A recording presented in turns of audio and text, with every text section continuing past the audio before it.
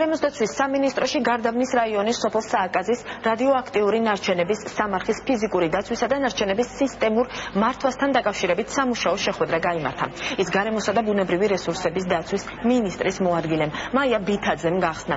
შეხვედრაზე სოფელ სააკაძის რადიოაქტიური ნარჩენების მოვლა, პატრონობის მიმართულებით პასუხისმგებელი ორგანიზაციის ინსტიტუციური მოწყობის საკითხებზე იმსჯელეს.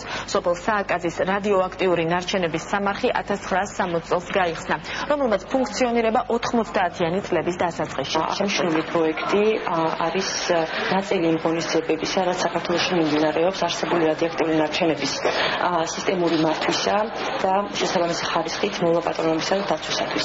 დღევანდელი ჩვენი შეხვედრის მიზანი იყო სხვადასხვა სახელმწიფო უწყებებთან ერთად მოსჯელა სააკაძის რადიოაქტიური ნარჩენების სამარხის შემდგომი მოვლა-პატრონების საკითხზე, რაც ასევე ძალიან მნიშვნელოვანია ზოგადად ქვეყანაში რადიოაქტიური ნარჩენების მართვის თვალსაზრისით.